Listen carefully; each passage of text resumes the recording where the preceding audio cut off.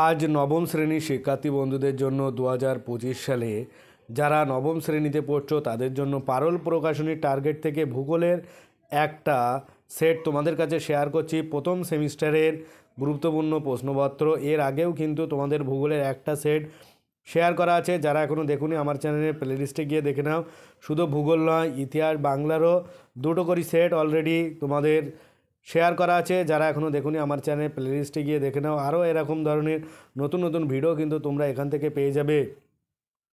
তোমাদের কিন্তু এপ্রিল মাসে প্রথম সেমিস্টারে পরীক্ষা শুরু হচ্ছে, তাই তোমরা এরকম ধরনের প্র্যাকটিস সেটগুলো যদি প্র্যাকটিস করতে থাকো তাহলে দেখবে তোমাদের পরীক্ষা নিঃসন্দেহে ভালো হচ্ছে। তাই তোমরা প্রত্যেকটি প্রশ্নপত্র ভালো করে দেখো আর এগুলো এখন থেকে প্র্যাকটিস করতে থাকো, তাহলে দেখবে তোমাদের পরীক্ষা নিঃসন্দেহে ভালো হবে।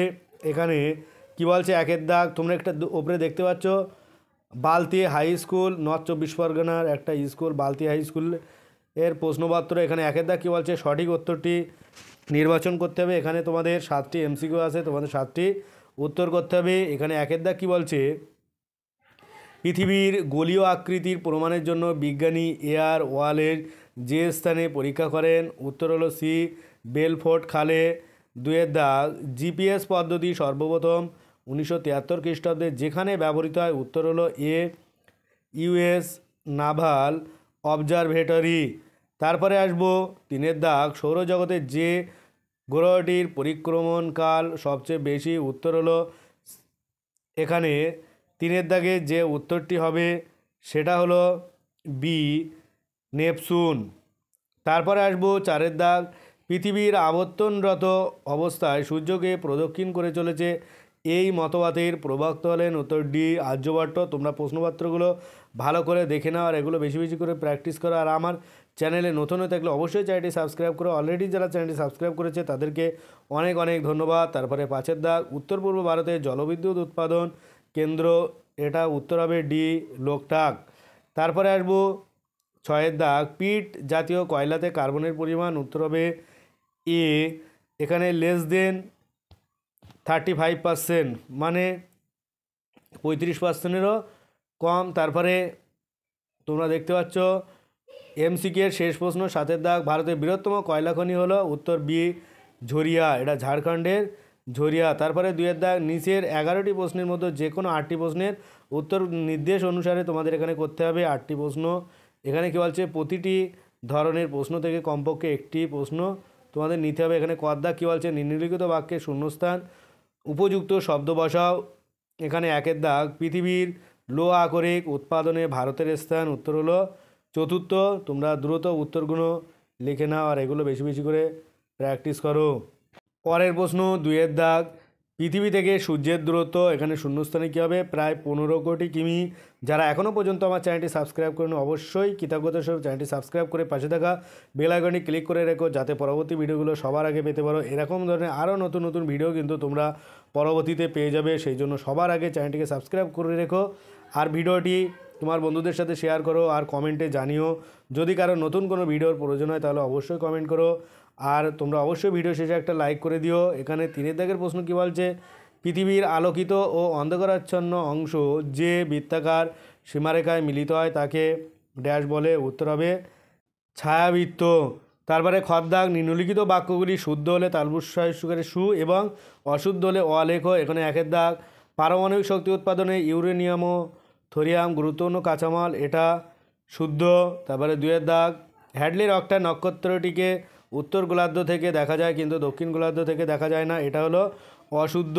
তারপরে গর দাগ, একটি বা দুটি শব্দে উত্তর দিতে হবে। এখানে একের দাগ, ওএনজিসি এর সদর দপ্তর কোথায় অবস্থিত, উত্তর হলো দেরাদুন। দুইয়ের দাগ, পৃথিবীর নিরক্ষীয় ব্যাস কত কিমি, উত্তর 12,757 কিমি। আর তিনের দাগ, কোন তারিখে পৃথিবীর অপসূর অবস্থান পরিলক্ষিত হয়, উত্তর হবে 4 জুলাই।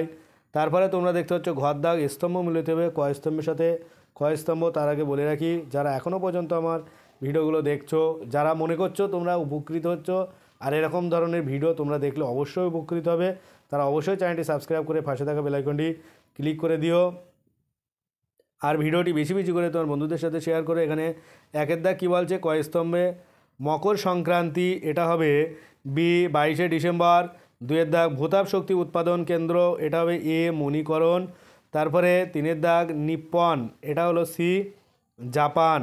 তারপরে তোমরা দেখতে পাচ্ছ এখানে 3 দাগ নিচের প্রশ্নগুলি দু একটি বাক্যে উত্তর দিতে হবে, বিকল্প প্রশ্নগুলো লক্ষণীয়। এখানে 3 নম্বরে কিন্তু তোমাদের 2টি প্রশ্নের উত্তর করতে হবে, 3 দুগুণে 6।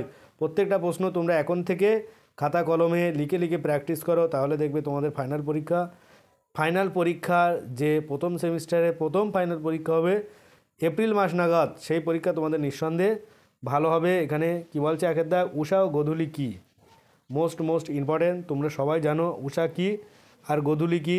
উষা হচ্ছে গিয়ে সূর্য উদিত হওয়ার যে মুহূর্ত, ভোরবেলাটাকে বলা হয় উষা, যখন সূর্য ওঠে। আর গোধূলি যখন সূর্য অস্ত যায়, সেই সময়টাকে বলে গোধূলি, বা সেই সময় পরের সময়টা সন্ধ্যাবেলা। তারপরে তোমরা দেখতে পাচ্ছ অথবা একটা কোশ্চেন আছে জিপিএস বলতে কী বোঝো। অবশ্যই তোমরা প্রশ্নপত্রগুলো ভালো করে দেখো। তারপরে পরের প্রশ্ন এখানে কি বলছে 2 দাগ কোরিওলিস বল কি। প্রত্যেকটা প্রশ্ন কিন্তু ইম্পর্টেন্ট। অথবা আছে নক্ষত্র দিন অপেক্ষা গড় সৌরদিন কিছুটা দীর্ঘ হওয়ার কারণ কি। তারপরে তোমরা দেখতে পাচ্ছ 4 দাগ নিচের প্রশ্নগুলির উত্তর দিতে হবে। 4 দাগ তার আগে 3 দাগের একটা প্রশ্ন আছে 3 নম্বরের কয়লার ব্যবহার উল্লেখ করো। অথবা একটা কোশ্চেন আছে খনিজ তেলের ভাণ্ডার হিসাবে মুম্বাই হাই অঞ্চল উল্লেখযোগ্য হওয়ার কারণ কি। প্রত্যেকটা প্রশ্ন তোমরা এখান থেকে দেখে নেবে, আর এগুলো বেশি বেশি করে প্র্যাকটিস করবে। 4 দাগ নিচের প্রশ্নগুলি উত্তর দিতে হবে, বিকল্প প্রশ্নগুলো লক্ষণীয়। এখানে 3 নম্বরে 3টে প্রশ্নের উত্তর করতে হবে। 3 তিরিকে 9। 1 দাগ পৃথিবী গোল নয়, এটি অভিগত গোলক। এই তথ্যের সপক্ষে যে কোনো একটি প্রমাণ দাও। অথবা আছে পৃথিবীতে মনুষ্য বসবাসের কারণগুলি লিপিবদ্ধ করো। তারপরে 2 দাগ পৃথিবীর নিরক্ষীয় মেরু অঞ্চলে ঋতু পরিবর্তন না হওয়ার কারণ কি। অথবা একটা কোশ্চেন আছে মেরু প্রবাহ বা মেরু জ্যোতি বা অরোরা সৃষ্টির কারণ কি। 3 দাগ তাপবিদ্যুৎ উৎপাদক কেন্দ্র গড়ে ওঠার অনুকূল পরিবেশ সম্পর্কে আলোকপাত করো। অথবা একটা কোশ্চেন আছে সৌরশক্তি ও বায়ুশক্তি উৎপাদনের নিরিখে ভারতের বর্তমান অবস্থা বিচার করো। প্রত্যেকটা প্রশ্ন কিন্তু তোমাদের কাছে মোস্ট ইম্পর্টেন্ট। এগুলো তোমরা এখন থেকে বেশি বেশি করে প্র্যাকটিস করো। আর যারা এখনও পর্যন্ত আমার চ্যানেলটি সাবস্ক্রাইব করেন, অবশ্যই কৃতজ্ঞতা স্বরূপ চ্যানেলটি সাবস্ক্রাইব করে পাশে থাকা বেল আইকনটি ক্লিক করে রেখো।